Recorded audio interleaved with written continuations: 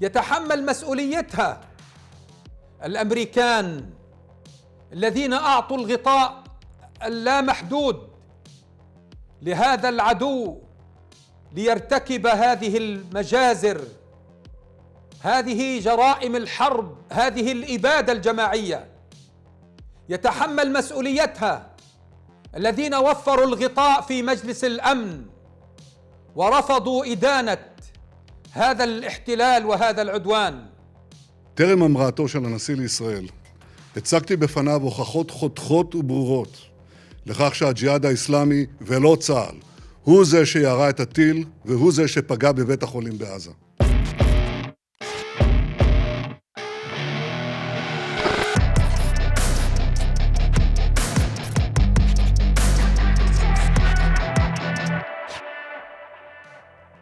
A huge blast at a hospital, many civilians dead, cameras all around, drones in the sky, satellites in space. But after 3 days, there are still no clear answers. It's a classic fog of war situation, where narratives outweigh truth. Over the next few minutes, I will try and bring in some perspective and raise the 5 unanswered questions about the Gaza hospital blast. But first, here is what we do know about the incident for sure. On October 17th at around 7 p.m, a blast occurred at the premises of the Ahli Arab Hospital in northern Gaza. Some videos emerging on social media showed a huge fire and lots of debris at the spot. After this, the facts started getting hazy. Claims and counterclaims started flying. Let's first look at the site of the blast. Satellite images released by Israel showed the blast site as the parking lot of the hospital. Later, visuals from news agencies showed the hospital building still standing, although it had suffered some damage like broken windows. The first unanswered question, therefore, is how could the hospital building have survived an Israeli airstrike? This is because several videos put out by Israeli Defense Forces show that their missile attacks collapse entire structures. Satellite images of the hospital building after the attack shows that it remains standing. Secondly, a critical piece of evidence is the nature of the crater left behind by the explosion. The crater left behind by the explosion appears to be small given the intensity of the damage claimed. The IDF says that absence of a large crater or blast damage to adjacent buildings proves that the explosion was not caused by its more lethal weapons. The question, however, is could the blast not have been caused by a low-intensity IDF bomb instead? Now let's consider the death toll. Immediately after the blast, the Gaza Health Ministry, which is run by Hamas, claimed that around 500 people had died. Subsequently, the exact toll was claimed to be 471. But a European intelligence official told news agency AFP that the actual death toll was around 50. AFP also reported an American intelligence document which put the death toll at the low end of 100 to 300 spectrum.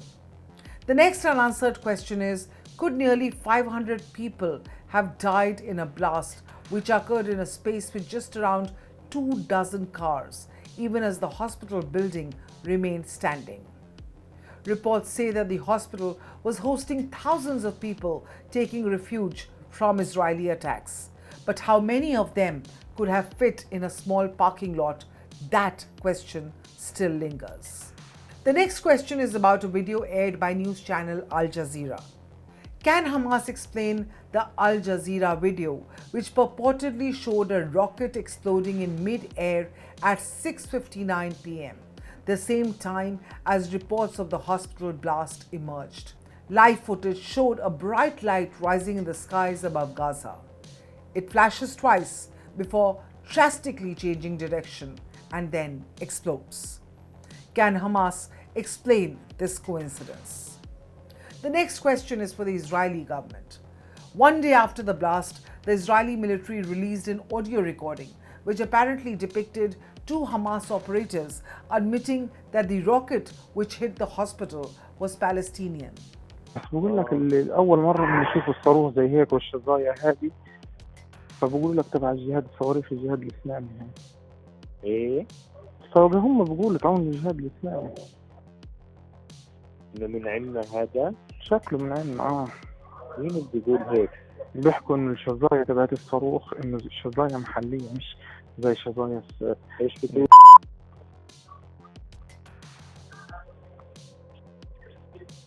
سبحان الله، من عندنا ما لقاش غيرين بجرسلي. عاد هذول تلاقيهم من المقبرة الورا دي بفلت محط فيه. ايش اصدر بتلاقيهم طالعين من المقبرة اللي ورا المستشفى المعمداني دي اللي هو فسه ونزل عندهم. هو في مقبرة وراه؟ المعمداني ولك عند الساحة بالضبط. هي وين لما تدخل على الساحة؟ أول ما تدخل على الساحة تدخلش على البلد، على ايدك اليمين في مستشفى المعمداني. عرفتها. Can the audio proof released by Israel be taken at face value when it does not mention names, other details of when, where, and how it was taken?